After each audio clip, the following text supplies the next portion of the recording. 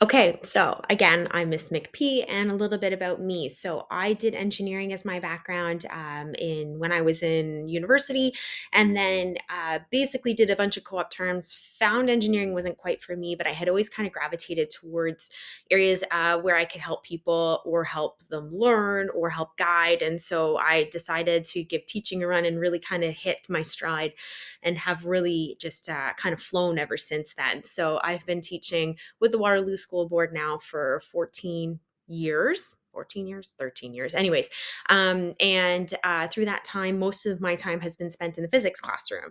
So physics is kind of my jam and where I have spent most of my time. But I also have also taught some of the junior sciences. This is my first year through the grade 9 program, but I have taught the grade 10 before as well. In terms of me and my philosophy, so engineering is all about problem solving and creatively thinking about solutions and how do you make something better. And so I find I take a lot of my engineering into my teaching practice, and I end up always constantly trying to get better learning outcomes for my students. So my whole goal is to create the best learning opportunities that I can for students. So when you do that, you end up maybe changing things as you go along in terms of delivery and of content, how the classroom looks, how it feels, how it sounds, how we assess, and everything kind of is up in the air.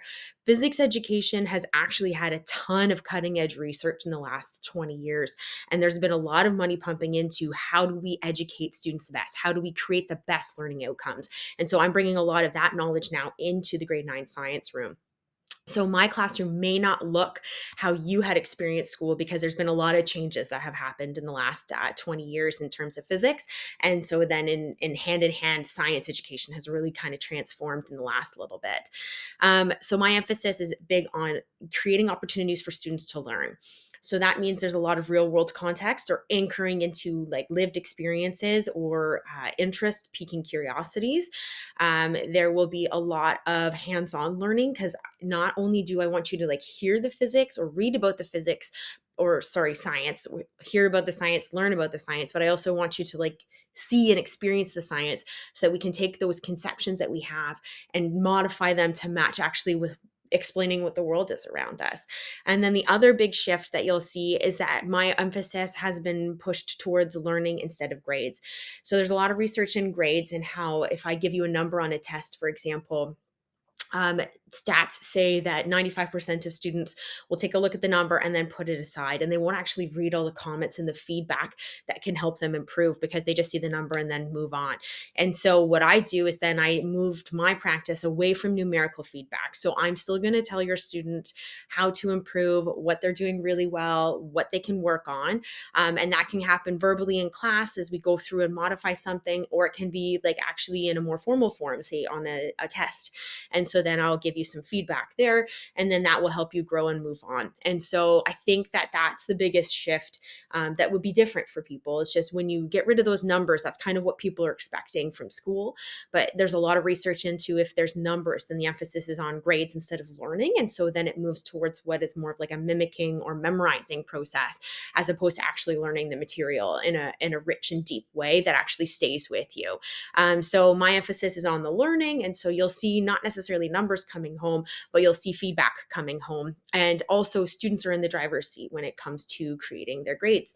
So for me in my class at midterm and final, when we have to give numbers, often students will be part of that dialogue. So students will come in prepared with a proposal. So they'll say, I think I deserve this number. And that's because of the feedback I've been getting so far. And this is some evidence that I have to prove that I deserve this number. And I'll be like, okay, great.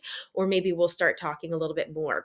This feels a little bit more like a performance appraisal. So a lot of people in the real world. And so I have friends and colleagues in, for example, the engineering industry and other industries. A lot of times every year you'll have a meeting with your boss and you'll talk about, okay, this is like where I'm at. This is where I think I should be. This is how much money I think you should pay me. And then your boss and you negotiate. And so it really is similar to this process. It's really actually, I've been running this for about 5 years now at WCI. And it works really, really well, actually. It's a little odd at first just because it's not something students are used to. But once we get through the midterm process, they're actually pretty good at it, and they actually find it really works well for them. So I will, of course, prep your students really well. We'll make sure everything's good to go. We have paper, basically portfolios or evidence in the classroom. That duotang may come home from time to time if you are curious about what we're learning about at home, and then you can kind of see the evidence of the work coming home as we go through. So that's kind of the biggest shift I find. So my class is very hands-on, very loud, collaborative, and so that in one shift is a big shift. And then the other kind of side that I've been pushing has been in terms of assessment and moving away from number feedback and moving towards other forms of feedback, because there's so many ways I can give feedback to students.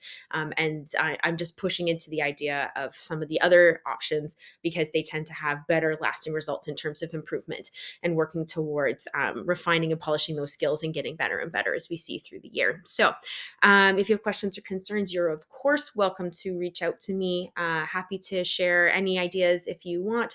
And yes, of course, just reach out anytime if you have questions or concerns about what you're seeing in the classroom. I always love working with parents at home and with the students so that we can create a really strong learning environment for everyone. So thanks so much for your time, and I hope you have a wonderful day.